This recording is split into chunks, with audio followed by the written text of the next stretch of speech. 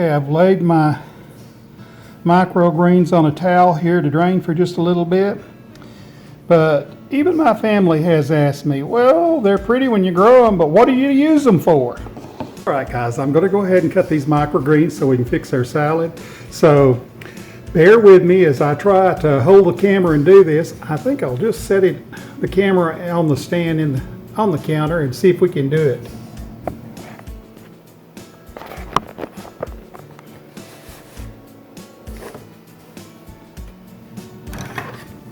I find the best way for my greens is to just pull the pad up, clip them off, and put them in a colander. Now, you might ask, why are you putting them in a colander? They've not had anything on them, and that's correct. They've not had anything on them. But remember, there's dust that gathers in the house, and these have been in this tray for about a week back there in the sunroom.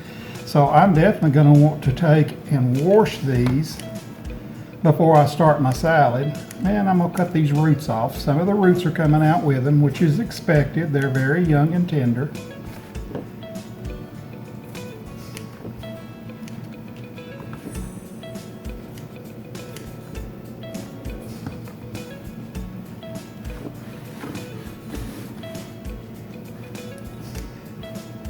And as you can see here,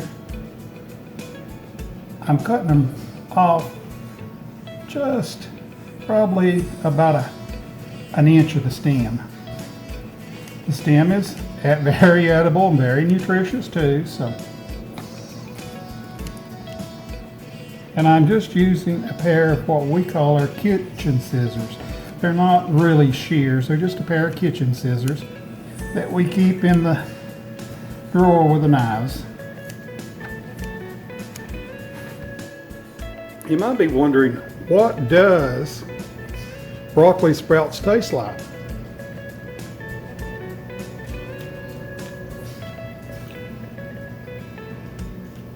I can taste the broccoli in them, I taste the sprouts, but they're very, very tasty, very fresh tasty, and that's what I like about them, is they're fresh. And I know that I grew them and they're safe. Okay guys, that's what I got off of one 10 by 10 tray. And I would say that's about a cup, maybe a cup and a fourth of greens. Now the good thing is this jute pad, that's going to go in my compost pile. It's very organic. And believe it or not, over time it will compost down and make some fine compost. I'm going to wash these and I'll be right back with you. Okay, I've laid my microgreens on a towel here to drain for just a little bit. But even my family has asked me, well, they're pretty when you grow them, but what do you use them for? Well, I'm going to show you one way to use them. That's a piece of toasted bread with quite a bit of mayonnaise on it. That's some ham. Some of our home canned lime pickles. There's mustard underneath that ham, and that's a slice of aged sharp cheddar cheese. Sometimes you can use lettuce on your sandwich, and I'm one of those that likes to use lettuce on a sandwich. But sometimes in the winter, you use what you've got. So I'm going to use the microgreens. They make a perfect little sandwich here. As you can see, the microgreens are hanging out of it. Let me cut this sandwich now for us, and I'm going to try it for you. My mouth's watering just knowing how good it's going to taste. And yeah, that's not ham like you would buy for sandwich meat. We tend to bake a big ham, slice it up, and then vacuum seal the slices for sandwiches. I guess I should say slabs. Okay, I'm going to tell you, that is one fantastic sandwich.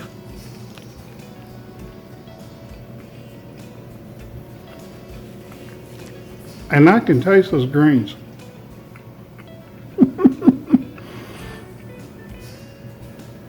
Mama always said it was rude to talk with your mouth full.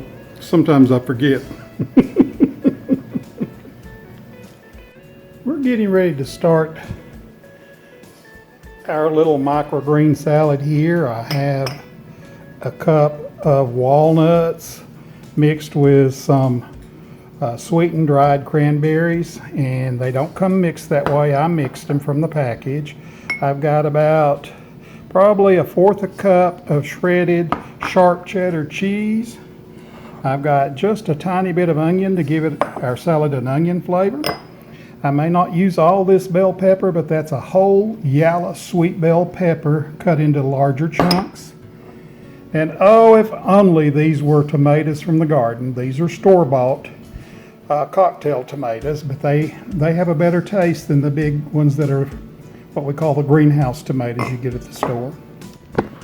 Okay, now let's make our salad here. I'm going to take my microgreens and just drop those in there.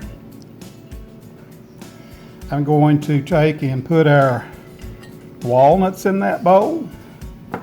And as I told you already, I'm not going to use all of those peppers, but I'm going to use enough to give it a sweet pepper flavor. I'm going to put in my onions.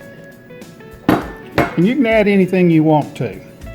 I'm going to add in these little tomatoes, my cheese, a spoon and a fork, and I'm going to start tossing all of this together.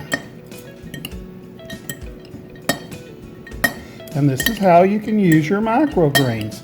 Now that might not look like much to you, but let me tell you something. For me and the wife, that is a wonderful, and I do mean wonderful, little side salad. All right, I will get me a bowl now and I will try some of that for you.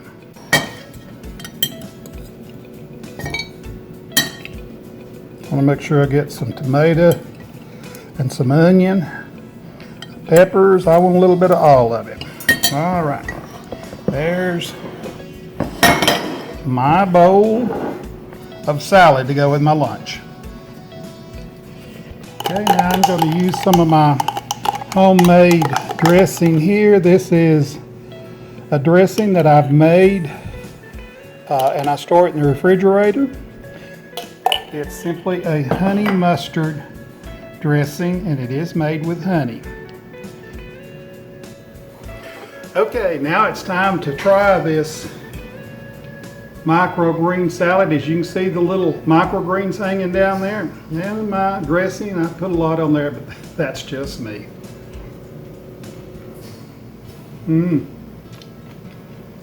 That is terrific.